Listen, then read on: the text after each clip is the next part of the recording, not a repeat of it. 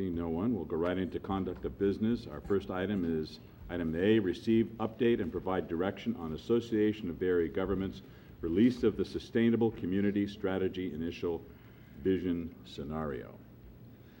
Staff, please. Thank you, and good evening, Honorable Mayor and City Council. You may recall about a month ago I came to you with a presentation about SB 375, state law that requires that transportation policy and land use policy get on the same page in order to reduce greenhouse gases.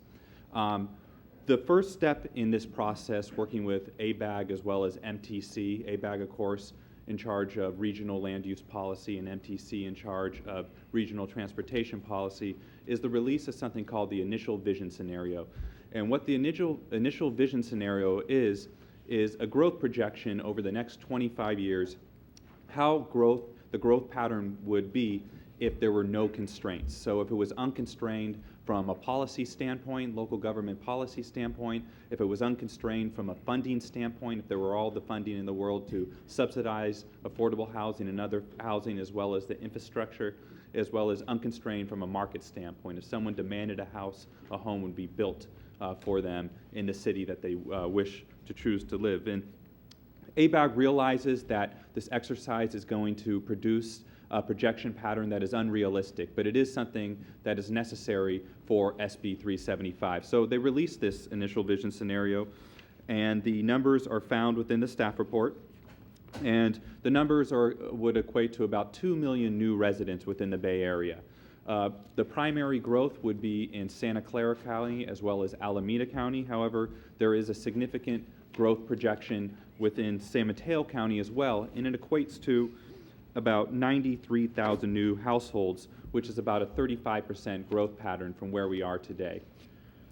Now, how that translates to San Bruno, since we are an area that has higher employment, that does have 2 transit stations, is closer to San Francisco and close to Silicon Valley, is that we have a slightly higher growth projection of about 42%.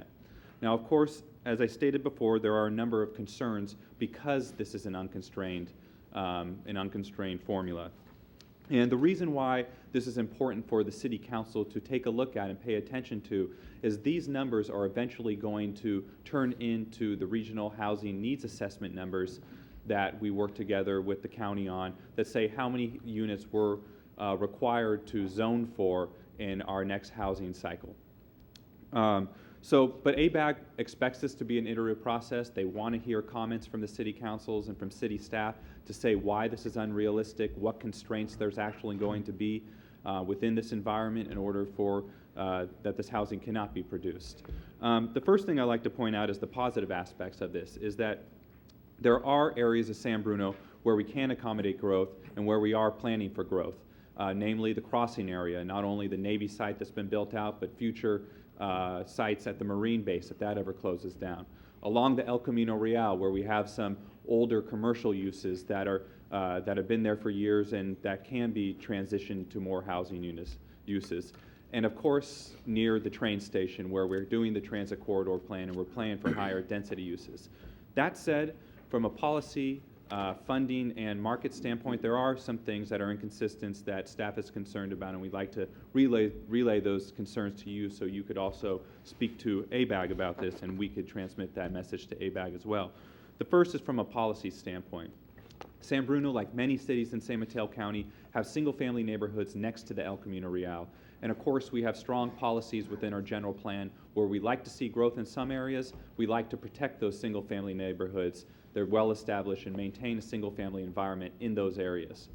The second is, of course, from a funding standpoint, is where's the money for the infrastructure?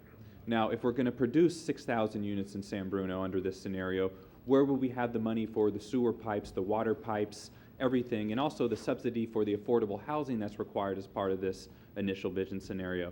And then I think even if the policy constraints weren't there from a market or from a funding standpoint as well as a policy standpoint, there would be market reality.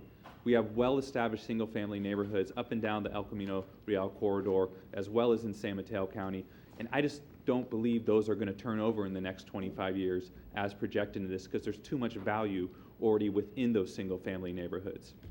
So ABAG is hosting a meeting for, they already hosted it for planning directors last week. I happen to sit on the regional committee representing San Mateo County planning directors on the regional ABAG and MTC, and so some of these have already been communicated up to ABAG. They hosted a meeting for all planning directors on April 7th, which I attended, and many of the planning directors had the same concerns. Now they're hosting a meeting for city council members on April 14th at 6 to 8 p.m. It's a CCAG meeting. So I would encourage someone from the city council to attend that meeting as well.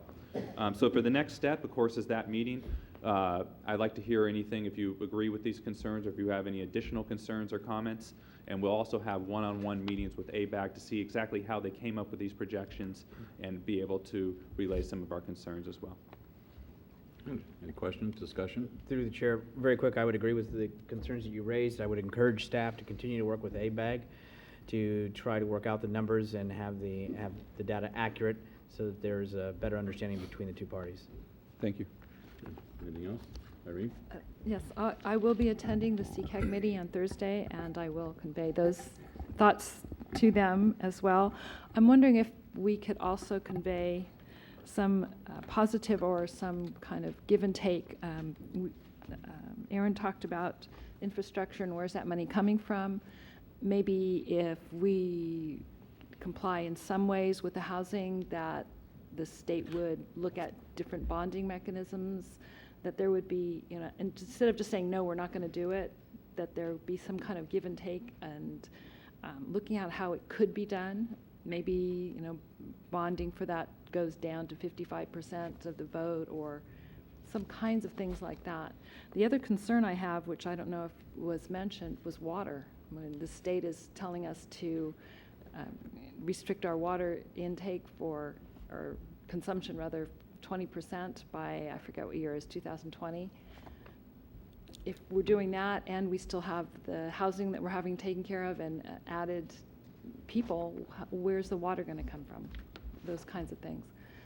So that's what I was going to bring to CCAG on Thursday. If there's anything else, if you don't think of it now, let me know by then. Okay, good. And Aaron? through the chair, those are two great comments, and I think the funding issue is an important issue because they really, actually, the thought behind this is a very positive thought that they're saying cities that are doing the right thing and planning for housing near transit should be first in line for the funding. So they actually are setting up this process.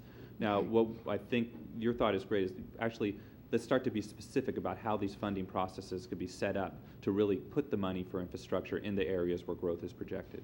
Right. Good. Okay. Need anything else? Sounds good.